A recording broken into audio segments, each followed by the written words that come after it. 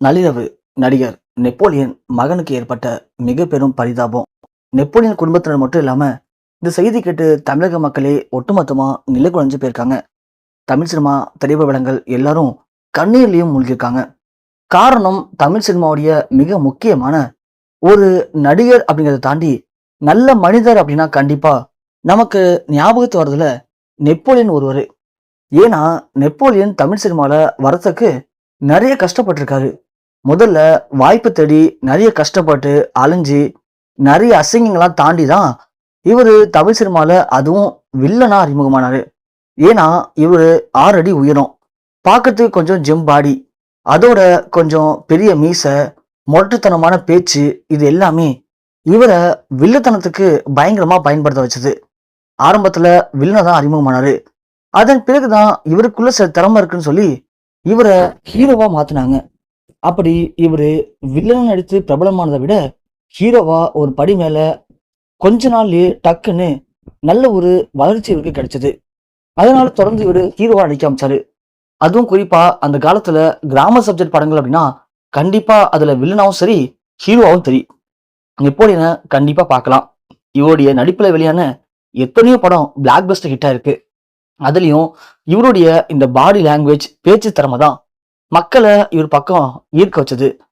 அப்படி நடிப்புல தனக்கென ஒரு தனி சாம்ராஜ்யத்தை மக்கள் மத்தியில உருவாக்கின நெப்போலியன் அவருடைய திருமணத்துக்கு பிறகு சினிமா வாய்ப்புகள் அப்படியே குறைய ஆரம்பிச்சது. அதன் பிறகு அரசியல்ல கலந்தாங்கினாரு. இவருக்கு கருணாநிதி மகன் மூகா முத்து நெருங்கிய நண்பர். அதனால தன்னை திமுக இணைச்சுக்கிட்டு அரசியல எம்பியாவும் ஆனாரு. எம்பி ஆகி அதன் பிறகு மக்களுக்கு நல்ல விஷயங்கள் பண்ணாரு. அந்த நேரத்துல திமுக ஏற்பட்ட சில கருத்து வேறுபாட்டால மூகா முத்து திமுக விட்டு விலகிட்டாங்க. அந்த நேரத்துல நெப்போலியன் தன் நண்பனை தன்னை விட்டு போயிட்டான், இந்த கட்சி வேணான்னு சொல்லி. அப்படி இருக்கும்போது நான் மட்டும் எப்படி இருக்க முடியும்னு நெப்போலியனும் கொஞ்சமே எதை பத்தி யோசிக்காம அந்த கட்சியை விட்டு டக்குன்னு விலகிட்டாரு. அந்த நேரத்துல அவருக்கு சினிமா வாய்ப்பு எது இருந்தாலும் அவரு குடும்பத்துல ஏற்பட்ட சில பிரச்சனைகள் அவரை ஒட்டுமொத்தமா நிலைகுலைய வச்சது. சொல்ல போனா நடிகர் நெப்போலியன் தற்கொலை பண்ணிக்கிற அளவுக்கு போயிருக்காரு. அதுக்கு காரணம் அவருடைய மகன் தான். சோ அவருடைய மூத்த மகன், அவருக்கு ஏற்பட்ட ஒரு சில அரிய வகை நோய். இந்த நோய் கோடியில் ஒருத்தர் தான் உருவாகும். இந்த நோய் தாக்குனுச்சுன்னா சில வருடங்களையே அவங்க இறந்துடுவாங்க. அவங்கள காப்பாற்றவே முடியாது. ஏன்னா இது ஒரு அரிய வகை நோய். இந்த நோயை குணப்படுத்தவோ கட்டுப்படுத்தவோ இந்தியாவுல மருந்தே கிடையாது அப்படின்னு மருத்துவர்கள் கைவிரிச்சிட்டாங்க. தன்னுடைய ஆசை மகன் அவனுக்கு எதுவும் ஆகிடக்கூடாது அப்படின்னு நெப்போலியன் கிட்டத்தட்ட எல்லா விஷயங்களும் பண்ணி பார்த்துட்டாரு. முடியாதுங்கிற கட்டத்துல தற்கொலை பண்ணி இறந்துடலாம் அப்படின்னும் ட்ரை பண்ணாரு. அப்பதான் அவருடைய நெருங்கிய நண்பர்கள் மூலியமா இந்த மாதிரி நோய் வெளிநாடுகள்ல நிறைய இருக்கு, இந்த நோயை குணப்படுத்த முடியாதான், ஆனா கட்டுப்படுத்த முடியும், ஏன் பிற்காலத்துல இந்த நோயை குணப்படுத்த கூட மருந்து கண்டுபிடிக்க வாய்ப்பு இருக்கு, அதுக்கு நீ அமெரிக்காவுக்கு போகணும் அப்படின்னு அவங்க சில பேருடைய அறிவுரைப்படி நடிகர் நெப்போலியன் தனக்கு ஒரு வாய்ப்பு கிடைச்சிருக்கு அப்படின்னு தனது மகனை அழைச்சுக்கிட்டு ரொம்ப கஷ்டப்பட்டு, ஏன்னா இந்த மாதிரி நோய் இருக்கவங்க இருக்க இருக்க ரொம்ப வீக் ஆயிடுவாங்க, அதனால நிறைய செலவு பண்ணி அமெரிக்கால இருக்கிற டோக்கியோ மாகாணத்துல இருக்கிற ஒரு முக்கியமான மருத்துவமனையில கொண்டு வந்து தனது மகனை அனுமதிச்சாரு. அந்த நேரத்துல மிக மிக ஒரு மோசமான நிலைமையில அனுமதிக்கப்பட்ட நெப்போலியன் மகனுக்கு அந்த மருத்துவமனையில அளிக்கப்பட்ட சில சிகிச்சைகள் அவருடைய உடல்நிலையை கொஞ்சம் கொஞ்சமா குணப்படுத்த ஆரம்பிச்சது. அதை பார்த்து நடிகர் நெப்போலியன் ரொம்ப சந்தோஷப்பட்டாரு. தன் மகனுக்கு இனிமே சாகே கிடையாது, தன் மகனை சாக விடாம நான் பாத்துக்க போறேன் அப்படின்னு. அதன் பிறகு தமிழ்நாட்டுல அவருக்கு இருந்த எல்லா சொத்தையும் வித்தாரு.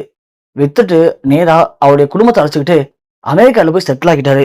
இப்போ ஒரு அமெரிக்க சிட்டிசனாவே நெப்போலியன் அமெரிக்கா செட்டில் ஆகியிருக்காரு. தன் மகனுக்காக அதே மருத்துவமனைக்கு பக்கத்துல பெரிய இடம் வாங்கி அதுல தன் மகனுக்கு தேவையான அனைத்து வசதிகளோட ஒரு பெரிய பங்களாவையே கட்டியிருக்காரு நெப்போலியன்.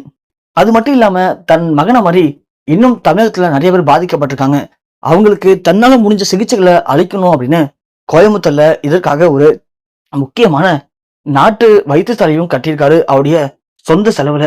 அதுலயும் இவங்கள மாதிரி கஷ்டப்படக்கூடிய மக்களுக்கு இலவசமா சிகிச்சைகள் அளிக்கணும் அப்படின்னு அதற்கான சில பண உதவிகளையும் தொடர்ந்து பண்ணி வந்துட்டு இருக்காரு நெப்போலியன். தன் மகனுக்கு ஏற்பட்ட வியாதி இனி யாருக்கும் வரக்கூடாது அப்படின்னு ஆரம்பத்திலேயே அதுக்கு தேவையான எல்லா சிகிச்சைகளையும் இலவசமான முறையில நெப்போலியன் அளிக்கிறது உண்மையிலேயே தமிழக மக்களுக்கு அது பெரிய மகிழ்ச்சியை ஏற்பட்டுருச்சு. அதனாலேயே அவருடைய மகனுக்கு எதுவும் ஆயிடக்கூடாது அப்படின்னு தமிழக மக்கள் எல்லாரும் கடுமையா பிரார்த்தனையும் பண்ணி வந்தாங்க.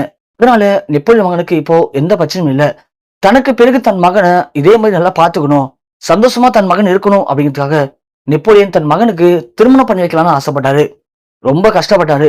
பல போராட்டங்களையும் கஷ்டங்களையும் தாண்டி தன் மகனுக்கு இப்போ கோயம்புத்தூர் சேர்ந்த ஒரு டாக்டர் பெண்ணை திருமணமும் பண்ணி வச்சிருக்காரு. தன் என்னுடைய பிற்காலத்துல தன் மகனை கண்ணும் கருத்துமா பாத்துக்கிறதுக்கு இந்த பொண்ணு தான் கரெக்டான ஆளு அப்படின்னு நெப்போலியன் முழுமையா நம்புறாங்க. இந்த திருமணத்தை கூட பயங்கரமான ஒரு சர்ச்சையை ஏற்படுத்துனுச்சு. ஏன்னா நெப்போலியன் மகனால எழுந்து நடக்கவே முடியாது. எல்லாமே அந்த வீல் சேர் தான். அப்படி இருக்கும்போது ஒரு டாக்டர் பெண்ணுடைய வாழ்க்கையை பத்தி கொஞ்சம் கூட யோசிக்காம நெப்போலியன் இப்படி பண்ணுவான்னு எதிர்பார்க்கவே இல்லைன்னு எல்லாருமே அவருக்கு எதிர்மறையான கருத்தை தெரிவிச்சாங்க. ஏன்னா நெப்போலியன் ரொம்ப ரொம்ப நல்லவர். அப்படி இருக்கும்போது அவர் எப்படி இதை பண்ணலாம்? தன் மகனுடைய சொந்த விருப்பத்துக்காக ஒரு பொருளை வாழ்க்கையை அழிச்சிட்டான்னு சொன்னாங்க. ஆனா நெப்போலியன் அதை பத்தி கொஞ்சம் கூட கவலைப்படல. நான் ஒரு அப்பாவா என்னுடைய மகனுக்கு தேவையானதை நான் பண்றேன். இதுல நான் யாரையும் ஏமாத்தல, யாரையும் கட்டாயப்படுத்தல. என் மகனுடைய எல்லா விஷயத்தையும் அந்த பொண்ணோட சொல்லிதான் அந்த பொண்ணை என் மகனுக்கு திருமணம் பண்ணி வச்சிருக்கேன் அப்படின்னு நெப்போலியன் ரொம்ப போல்டா பேசினாரு. அதன் பிறகு இப்போ கடந்த 2 வருடமா அவங்களுடைய மகனுக்கும் அவங்களுடைய மருமகளுக்கும் எந்த பிரச்சனையும் இல்லாம நல்லபடியா பாத்துக்கிறாரு. அதனால நெப்போலியன் மகன் சொல்லப்போனா அவரு இனிமே உயிரோடு இருக்க மாட்டாருன்னு தமிழ்நாட்டுல கைவிரிச்சு கிட்டத்தட்ட ஒரு 8 வருடங்கள் ஆக போகுது. அப்படியாப்பட்ட தன் மகனை இவ்வளவு செலவு பண்ணி அமெரிக்கா கொண்டு வந்து அவர் உயிரை காப்பாத்தி அவருக்குன்னு ஒரு திருமணம் பண்ணி வச்சு நெப்போலியன் உண்மையாலுமே மிகப்பெரிய ஒரு பாசமிகு அப்பாங்கிறத நிரூபிச்சிட்டாரு அப்படின்னு தமிழக மக்கள் அவரை ரொம்ப ரொம்ப பெருமையா நினைக்கிறாங்க. அது மட்டும் இல்லாம அவருடைய சொந்த செலவுல கோயம்புத்தூர்ல அவர் கட்டி கொடுத்திருக்க அந்த மருத்துவமனையில இலவசமான முறையில எத்தனையோ பேரோட உயிரை காப்பாத்திருக்கார் நெப்போலியன். அப்படியாப்பட்ட அவருக்கும் அவருடைய குடும்பத்துக்கும் எந்த பிரச்சனையும் வரக்கூடாது அப்படின்னு தினம் தினம் தமிழ்நாட்டுல நிறைய பேர் அவருக்காக வேண்டிக்கிறாங்க. இப்படி எல்லாருடைய வேண்டுதலும் நெப்போலியன் மகனுக்கு மிகப்பெரிய ஒரு உத்தரவாதத்தை அளிச்சாலும், இப்படி இருந்த இந்த நேரத்துல திடீர்னு நடிகர் நெப்போலியனுடைய மகனுக்கு நள்ளிரவு திடீர் உடல்நல குறைவு ஏற்பட்டிருக்கு. திடீர்னு அவருடைய கை கால்கள் ஒட்டுமொத்தமா இன்னும் அதிகமா சேர்ந்து போகி அவரால் சுத்தமா மூச்சு விட முடியாம பயங்கரமான ஒரு மோசமான நிலைமைக்கு தள்ளப்பட்டிருக்காரு. அதை பார்த்து பயந்துபட குடும்பத்தினர்கள் எல்லாரும் அவரை உடனடியாக அங்கிருந்து கொண்டு வந்து அவங்க தினம் தினம் காட்டக்கூடிய மருத்துவமனையில அனுமதிச்சிருக்காங்க. அவரை செக் பண்ணி பார்த்த மருத்துவர்கள் திடீர் அவருடைய இந்த உடல்நல குறைவினால அவங்களுக்கு ஒன்றும் புரியாம அவருக்கு தேவையான சிகிச்சைகள் எல்லாமே தொடர்ந்து அளிச்சிட்டு இருக்காங்க.